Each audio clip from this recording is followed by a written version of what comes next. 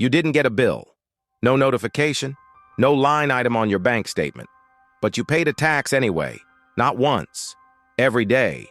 Here's the uncomfortable part. This tax doesn't come from the government knocking on your door. It comes from prices quietly drifting upward while your money stays still. Imagine this. You work, you save, you do everything right, and yet, a few years later, your money buys less food, less rent, less time. Nothing was taken. It just faded. That's the invisible tax. And right now, it matters more than ever. After every crisis, governments and central banks step in.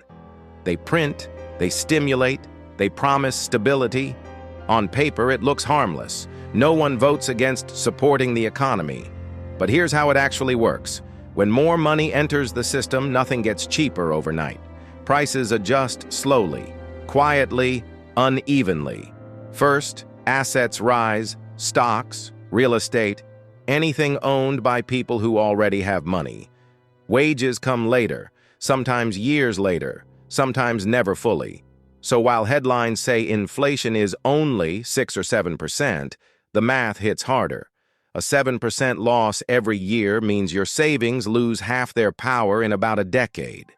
No law passed, no debate held, just erosion. The irony is brutal. Cash feels safe because the number doesn't change.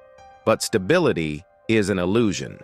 This is why people feel like they're running faster and getting nowhere. Why growth sounds strong but life feels tighter. The invisible tax doesn't ask permission. It doesn't care if you notice. And the real question isn't whether it exists, it's this.